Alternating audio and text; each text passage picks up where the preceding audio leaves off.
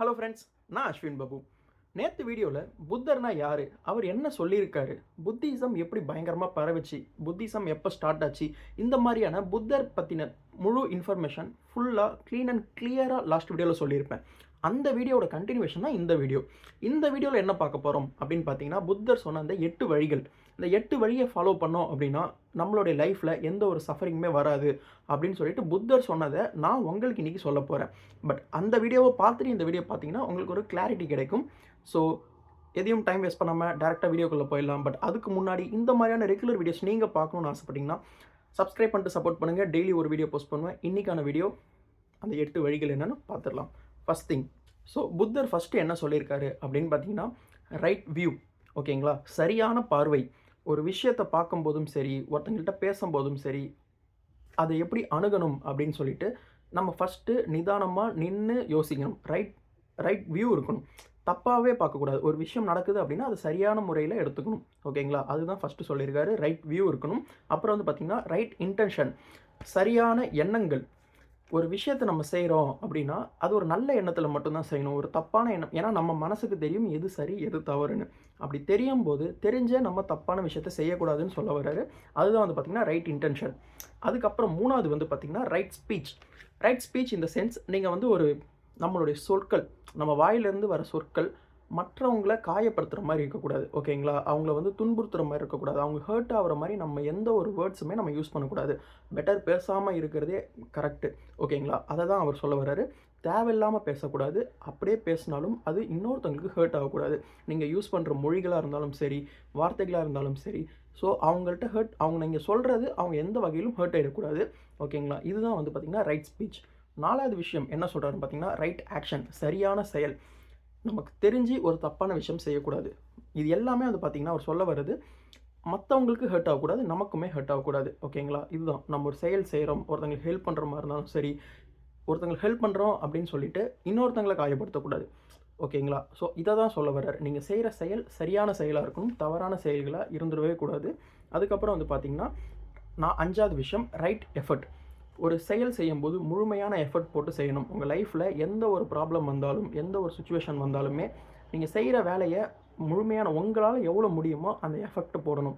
ஓகேங்களா, இதே தான் வந்து பார்த்திங்கன்னா இவர் சொல்கிறது வந்து என்ன சொல்கிற வர்றாருன்னா ரைட்டான எஃபெக்ட் போட்டு பண்ணணும். ஸோ ரைட்டான எஃபெக்ட், சரியான ஒரு முயற்சி போட்டிங்க அப்படின்னா நீங்கள் எந்த ஒரு வகையிலுமே வந்து உங்களுக்கு தேவையான விஷயத்தை இழக்க மாட்டீங்க. ஸோ ரைட் எஃபெக்ட் பண்ணிங்கன்னா உங்களுக்கான பலன் கண்டிப்பாக வரும்.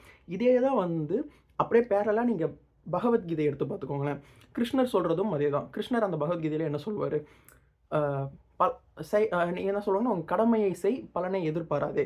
நீங்கள் கடமை செஞ்சிட்டினா போதும், ஆட்டோமேட்டிக்காக பலன் வந்து தான் தரும். அது இயற்கையோடைய விதி. அது நீங்கள் ஒரு எஃபெக்ட் போடுறீங்க அப்படின்னா அதுக்கான ரிசல்ட் வந்து கண்டிப்பாக உங்களுடைய எஃபெக்ட் முடிஞ்சதுக்கப்புறம் கண்டிப்பாக வரும்.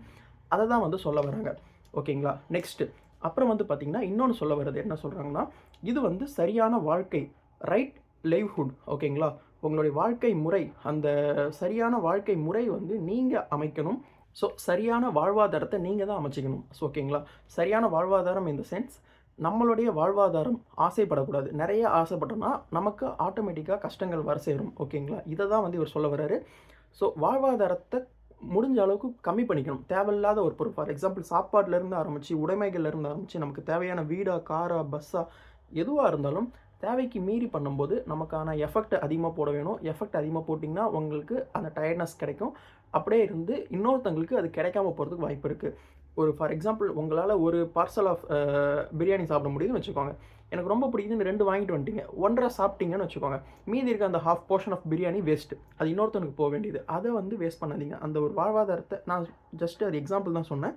இது மாதிரி லைஃப்பில் வர எல்லா விஷயத்துலையுமே இது வந்து அஃபெக்ட் ஆகும். ஓகேங்களா, நெக்ஸ்ட்டு வந்து பார்த்திங்கன்னா இன்னொன்று 7வது விஷயம் என்ன சொல்கிறாரு, ரைட் மைண்ட்ஃபுல்னஸ். ஓகேங்களா, ஓகேங்க, இது வந்து என்ன சொல்ல வருது, சரியான விழிப்புணர்வு.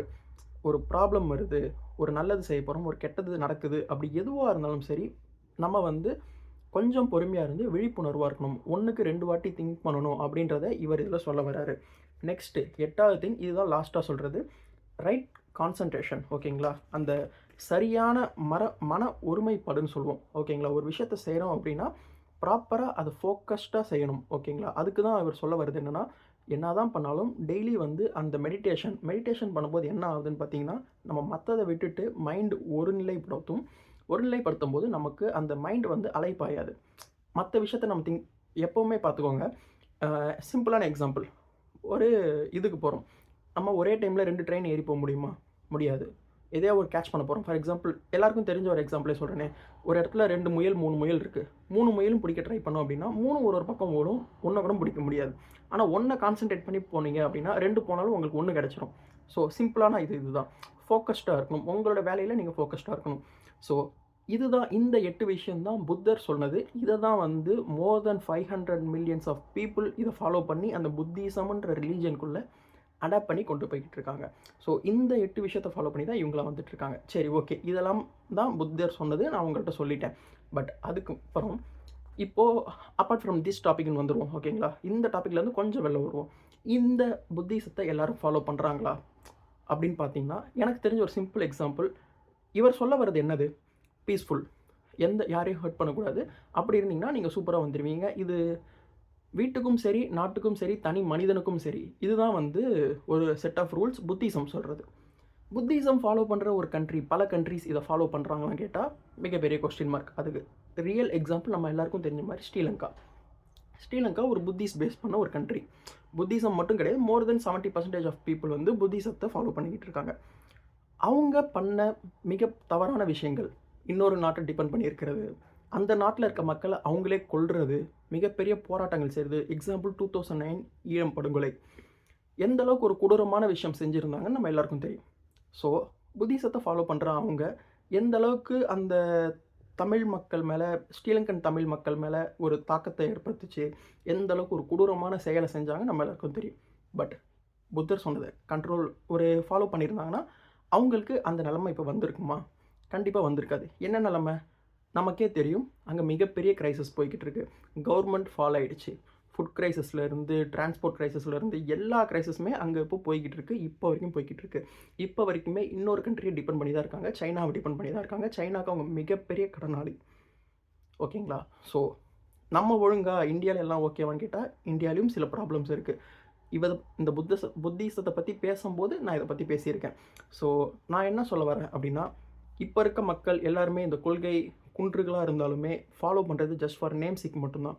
பெயர் அளவில் மட்டும்தான் இந்த கொள்கை எல்லாமே இருக்கே தவிர, செயல் அளவில் யாருமே பண்ணுறதில்ல. பண்ணால் ஹாப்பியாக எல்லாருமே இருக்கலாம்.